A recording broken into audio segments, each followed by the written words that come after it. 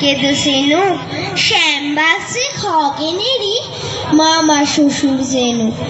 শ্যামের জামাই কেষ্টমোহ, তার যে বাড়িওলা কি যেন না ভুলে গেছি, তারই মামার শালা, তারই পিসে খুড়তুতো ভাই আদ্যানাথের মেশো। লক্ষ্মী দাদা ঠিকানা তার একটু জেনে এসো। ঠিকানা চাও? বলছি শোনো। আমরা তলার মোড়ে 3 মুখোদ্দিন রাস্তা গেছে, তারই একটা ধরে চলবে সিধে নাক বরাবর, ডান দিকে চোখ রেখে। চলতে চলতে দেখবে শেষে রাস্তা গেছে বেঁকে, দেখবে সেথায় ডাইনে বাঁয়ে পথ গিয়েছে কত, তারই ভিতর ঘুরবে খানিক ওলক ধাঁধার মতো। তারপরেতে হঠাৎ বেঁকে ডাইনে মোচড় মেরে ফিরবে আবার বাঁয়ের দিকে 3টি গলি ছেড়ে, তবেই আবার পড়বে এসে আমরা তলার মোড়ে। তারপরে যাও যেথায় খুশি, জ্বালিও না কোমরে। নমস্কার।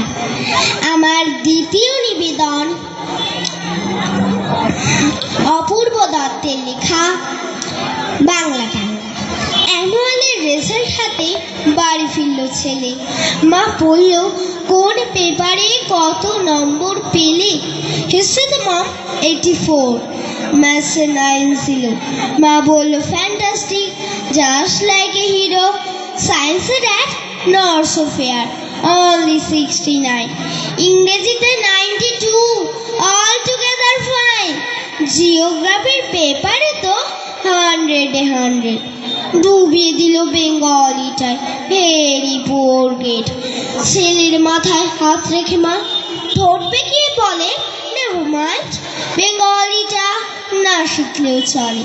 বাবা বলল, বেশ বলেছ বঙ্গমাতার কন্যে, বাংলা টাংলা আমার মতো অশিক্ষিতের জন্যে। বিদ্যাসাগর, রবীন্দ্রনাথ, নেহাত ছিলেন বোকা, না হলে কেউ শখ করে হয় বাংলা বইয়ের পোকা। মা বলল, চুপ করে তো, ওর ফলটা কিসে? স্কুলে কেন বেঙ্গলিটা পড়ায় না ইংলিশে? নমস্কার। ধন্যবাদ জানাই। ছোট্ট মেয়ে সুন্দর আবৃত্তি পরিবেশন করলো। আপনারা জোরে করতালি দিয়ে অভিনন্দন জানান। এরপরে নৃত্য পরিবেশন করবে